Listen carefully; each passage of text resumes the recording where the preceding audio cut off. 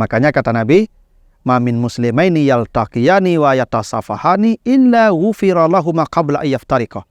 Kalau ada dua orang beriman, dia saling bertemu lalu mengucapkan salam lalu berjabatan tangan, maka sebelum mereka berpisah, dosa-dosa mereka sudah diampuni oleh Allah.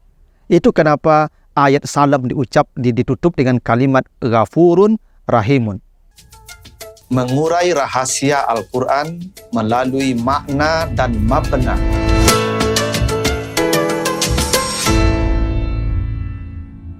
Assalamualaikum warahmatullahi wabarakatuh. Alhamdulillahil ahadis samad, lam yalid walam yulad walam yakul lahu kufuwan ahad. Allahumma salli ala Muhammad afsahi manatika biddad wa alihi wa ashabihi ila yamil wa'ad amma ba'd. Para pemirsa program Makna dan Mabna yang dimuliakan Allah, kembali kita lanjutkan bahasan kita dalam bangunan dan struktur kata dan kalimat di dalam Al-Quran, serta makna dan pesan di balik bangunan dan struktur ayat dan kalimat di dalam Al-Quran tersebut. Kali ini kita akan bahas surat Al-An'am, surat yang ke-6 ayat yang ke-54. Kita baca ayatnya. Auzubillahi minasyaitonirrajim. Wa iza ja'akal lazina yu'minuna bi ayatina faqul salamun alaikum kataba rabbukum ala nafsihir rahmah annahu man amila minkum su'an bi jahalatin summa taba min ba'dihi wa aslaha fa annahu ghafurur rahim.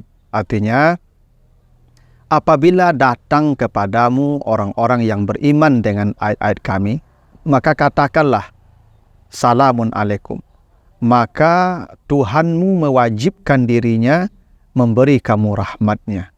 Siapa yang berbuat jahat karena kebodohannya dan kemudian dia bertobat setelah itu dan memperbaiki dirinya, maka sesungguhnya Allah Maha Pengampun lagi Maha Penyayang.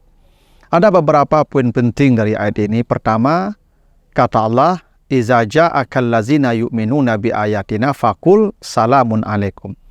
Apabila datang kepadamu orang-orang yang beriman, maka katakan assalamualaikum.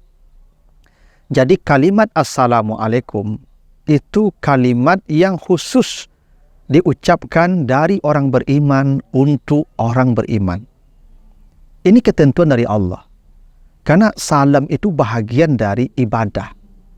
Karena Allah yang pilihkan kalimatnya. Bahkan dia menjadi rukun salat. Penutup salat, assalamualaikum.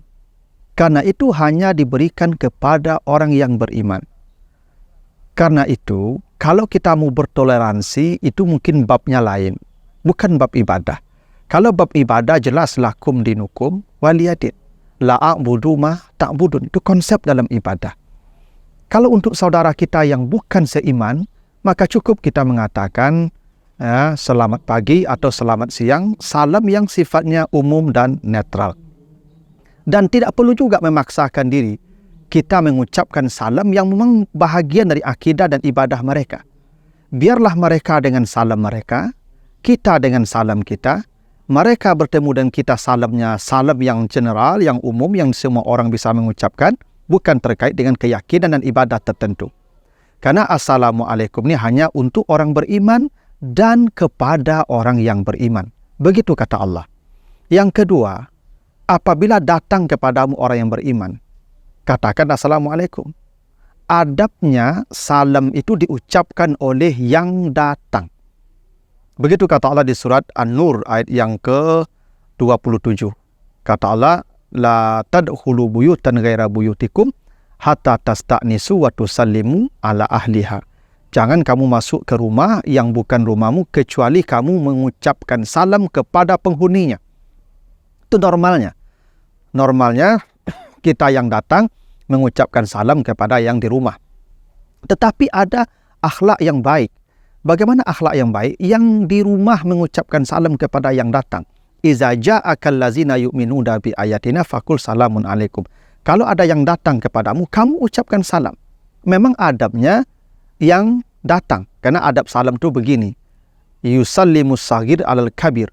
Yang kecil mengucapkan salam ke yang besar. Al-mar alal qa'id, yang berjalan kepada yang duduk. Al-qalil alal kasir, yang sedikit kepada yang banyak.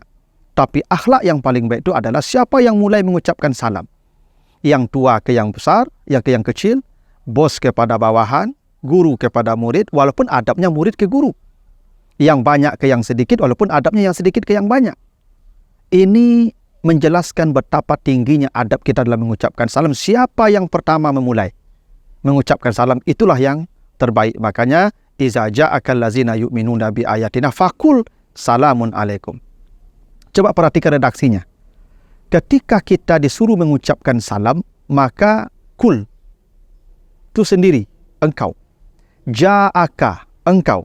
Namanya damir mukhatab, tunggal. Ja'aka, tunggal. Jadi engkau mengucapkan salam dalam bentuk tunggal. Tapi ketika salam diucapkan, Allah memberi rahmat, maka berubah kata gantinya menjadi jamak. Kataba rabbukum. Bukan kataba rabbuka. Tapi kataba rabbukum ala nafsihir rahmah. Tuhanmu mewajibkan dirinya memberi kamu rahmat. Kenapa awalnya ja'aka, tapi rahmat setelah salam itu kum rabbukum, bukan rabbuka, seperti ja'aka. Ini memberi isyarat bahwa begitu salam diucapkan walaupun oleh satu orang, maka semua orang yang ada di tempat itu otomatis mendapat rahmat dari Allah. Masya Allah rahmat itu ya. Rahmat Allah itu. Satu orang mengucapkan salam, apakah yang lain menjawab atau tidak? Walaupun tentu salam itu dijawab. Dan jawabannya harus lebih baik. Begitu kata Allah di surat An-Nisa ayat 86. Wa iza huyyitum bitahiyyatin fahayyu bi ahsan minha. Bila ada yang mengucapkan salam kepadamu, maka jawablah dengan yang lebih baik. Kalau ada orang mengucapkan assalamualaikum, jawablah waalaikumsalam warahmatullahi wabarakatuh. Bila dia mengatakan assalamualaikum warahmatullah, kita jawablah waalaikumsalam warahmatullahi wabarakatuh. Auruduha atau sama. Tapi andai pun tidak dijawab, begitu ada assalamualaikum yang keluar dari mulut satu orang, maka semua yang ada di tempat itu mendapat rahmat dari Allah. Itu kenapa dari ja'aka menjadi rabbukum. Bukan ja'aka rabbuka, tapi ja'aka menjadi rabbukum. Begitu engkau mengatakan salam, fakul salamun alaikum, maka menjadi kataba rabbukum.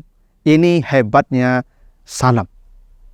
Dan kata Allah, ada kata wa aslaha di situ. Berdamai. Kenapa ada kata aslaha dalam konteks salam? Karena perdamaian itu yang paling baik, itu salam sarananya. Jika ada orang bertengkar, tidak bertegur sapa, maka ucapkan salam, dia akan berdamai. Makanya kata Nabi, la yahillu lil mar'i ayyahjura akhahu fawqa salasi layalin. Tidak halal seseorang tidak menegur orang lain lebih dari 3 hari. Fa yu'ridu haza wa yu'ridu haza. Kalau ketemu yang satu melihat ke kanan, yang satu melihat ke kiri. Tidak ada yang mau bertegur sapa, dan itu boleh selama 3 hari. Kalau ada di antara kita yang tersinggung, sakit hati, marah, maka boleh tidak menegur selama 3 hari. Tapi kata Nabi, wa khairuhuma may yabda'u bis salam. Siapa yang masuk surga? Siapa yang paling baik? Yang pertama memulai mengucapkan salam, karena yang mulai mengucapkan salam itulah yang berdamai. Dialah yang aslaha. Dia yang hendak berdamai. Maka kalau ada orang bertengkar, ucapkan salam, selesai, dia akan berdamai. Begitu hebatnya assalamualaikum. Dan itu kenapa dujuai kata Allah, fa'annahu ghafurur rahim. Allah maha pengampun lagi maha penyayang. Kenapa? Begitu kita mengucapkan salam, bukan hanya kita akan dapat rahmat damai, tapi semua dosa kita diampuni Allah. Makanya kata Nabi, ma min muslimaini yaltaqiyani wa yatasafahani illa ghufira lahum qabla ayyaftariqah. Kalau ada 2 orang beriman, dia saling bertemu lalu mengucapkan salam lalu berjabatan tangan, maka sebelum mereka berpisah, dosa-dosa mereka sudah diampuni oleh Allah. Itu kenapa ayat salam ditutup dengan kalimat ghafurun rahimun. Karena begitu kita mengucapkan salam, bukan hanya rahmat Allah yang tertebar kepada semua yang ada di sana, tapi dosa-dosa kita pun diampuni oleh Allah. Dan inilah salam yang terbaik yang tidak akan bisa digantikan oleh kalimat manapun. Karena ini salam sudah ada sejak Nabi Adam di sorga. Dalam hadis yang sahih, ketika Nabi Adam di sorga, lalu kata Allah, izhab ila haula'in nafar. Nabi Adam disuruh menghadap para malaikat. Wastami' bima yakulun. Dengar apa yang mereka ucapkan. Begitu Nabi Adam datang ke para malaikat mengatakan, Assalamualaikum warahmatullah. Maka kata Allah, inilah tahiyyatuka. Inilah salammu dan untuk anak cucumu sampai hari kiamat. Dan ketika seseorang meninggal dunia, Kalau matinya dalam keadaan baik, maka dia disambut oleh para malaikat di setiap pintu langit. Allazina tatawafahumul malaikatu tayyibina yaquluna salamun alaikum. Orang kalau meninggal dunia akan disambut para malaikat dengan kalimat assalamualaikum di setiap pintu langit. Dan kalau orang masuk surga, di depan pintu surga pun disambut dengan kalimat assalamualaikum. Apa kata Allah di surat Ar-Ra'd 2 ayat 23 24? Jannatu adnin yadkhulunaha wa man salaha min abaihim wa azwajihim wa zurriyyatihim wal malaikatu yadkhuluna 'alaihim min kulli bab. Salamun alaikum bima sabartum. Para malaikat akan menanti mereka di depan pintu surga dengan ucapan assalamualaikum. Ini ucapan yang paling hebat. Karena itu para hadirin, kita sebagai umat Islam, kalau ketemu, ucapkanlah assalamualaikum. Jangan kita mengucapkan kalimat lain. Sekarang ini karena dunia lagi media sosial lagi menguasai dunia, kalau kita ketemu ucapannya hi bro, ya, ada ibu-ibu hi bestie. Bro dan bestie itu tidak ada jaminan surganya. Yang ada jaminan surganya assalamualaikum. Karena itu biasakanlah mengucapkan salam, karena Nabi afsus salam wa at'imut ta'am wasilu al-arham wa sallu bil laili wan nasu fin niyam tadkhulul jannata bisalam. Kalau kau ingin masuk surga dengan damai, dengan tenang, dengan cepat, 4 jalannya. Yang nomor 1, afsus salam. Ketika ketemu orang, ucapkan assalamualaikum. Tadkhulul jannata bisalam. Engkau masuk surga dengan cepat dan damai. Begitulah pentingnya salam dalam kehidupan kita, seperti yang disebutkan di surat Al-An'am ayat yang ke-54. Mudah-mudahan ada manfaatnya, lebih kurang mohon maaf. Wassalamualaikum warahmatullahi wabarakatuh.